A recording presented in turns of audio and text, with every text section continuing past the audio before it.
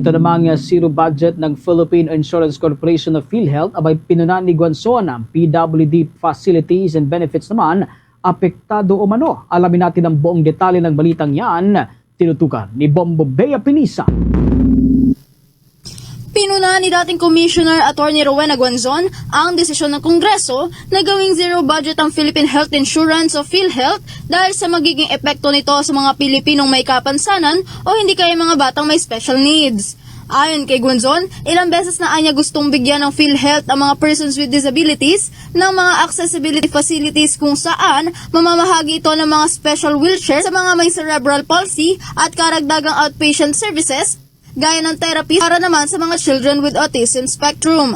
Anya, paano ito maibibigay at paano maseserbisyohan ng kanilang mga constituents kung ipinatupad ng Kongreso na gawing zero budget ang PhilHealth ngayong taon. Ito ay para lamang daw anya turuan ng leksyon ang naturang ahensya dahil sa naging malaking halaga na natira sa allocation nito noong nakaraang taon. PhilHealth, ilang beses na kami gusto ng PhilHealth. Dapat po may accessibility facilities, mamimigay ng special wheelchair sa may cerebral palsy at yung pong outpatient services lalo na therapy sa mga autistic namin, ng mga bata at mga palsy ay ibigay na po ng PhilHealth. Pero ano po nangyari?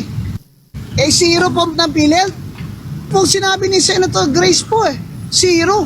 Kasi daw to teach them a lesson. Dagdag pa ni Guanzon, labis na maapektuhan ng kanilang mga pasyente at hindi rin anya tama ang dahilan na bigyan lamang ng leksyon ng ahensya dahil maraming benepisyaryo ang umaasa sa PhilHealth para sa mga insurance nito. Ang pag-uod din umano ng budget ay hindi dapat nakasentro kung paano dapat parusahan ang isang ahensya. Ito ay dapat nakasentro kung paano itatama ang paggastos ng gobyerno sa panukalang pondo. Dahil dito nakakaligtaan na din anya ng pamahalaan ang kanilang sektor at 2 taon na ding walang nakukuhang bahagi ang mga PWD sa nagiging panukalang pondo. Tanong naman ni Guanzon, kung walang nakaupong representative ang kanilang partido, saan napupunta at sino tumatanggap ng sweldo na dapat ay nakalaan sa kanilang partido? Senators, teach them a lesson. Kami naman pong kawawa mga pasyente namin. Hindi po ganoon ang tamang sa tingin namin ang paggawa ng budget. Hindi po para parusahan yung ahensya. O hindi po isa tama ang serbisyo ng gobyerno. Kaya lang naman kami nagrereklamo dahil nakakaligtaan nyo na kami. Wala, 2 years na po yung cycle ng budget. Wala po kami talaga.